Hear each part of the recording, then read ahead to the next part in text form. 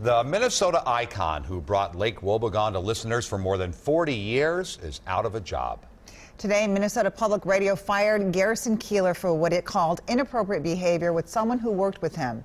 The 75-year-old reportedly called it poetic irony to be knocked off the air by a story, saying that he only wished it was for something more heroic. WCCO's Bill Hudson is here with the allegations and Keillor's explanation. Bill? Well, this is unsettling to say the least, Amelia.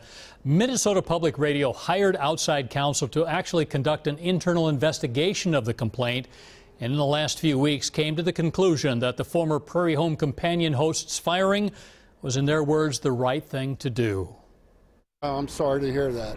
News of Keillor's firing over an allegation of inappropriate behavior came swift and strong. We've got to be much more careful and cautious and just treat people the way they want to be treated. I mean, I think bottom line, it's not a real complicated equation. On a scrolling marquee, Minnesota Public Radio dropped the bombshell and in a statement said, quote, "There are no similar allegations involving other staff," end quote. The station will end all business relationships with Keillor immediately. We don't know what MPR's version is. They're not elaborating at this point. But we know that it was strong enough for them to cut ties with one of the biggest names in its history. In an email to the Star Tribune's media critic Neil Justin, Keillor wrote, quote, "All of my heroes got fired. I only wish it could have been for something more heroic. I put my hand on a woman's bare back." Keillor apologized to the woman through an email, though he thought he was forgiven and they remained friends. Robin Hickman fears what effect the steady news is having on children.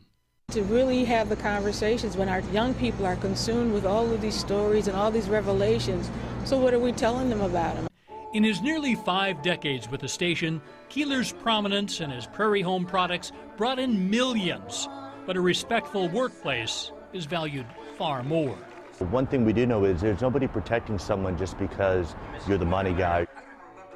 Now, MPR also says it will end distribution of Keillor's Writer's Almanac and will change the name of the popular Prairie Home Companion radio show.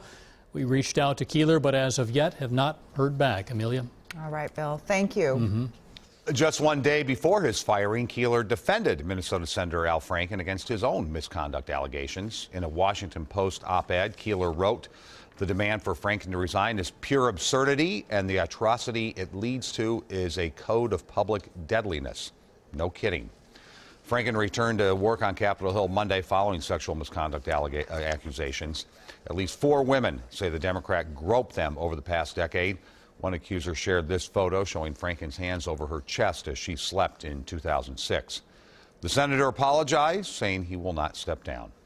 Stay with WCCO 4 News. We will have continuing coverage of Garrison Keillor's firing tonight at 10.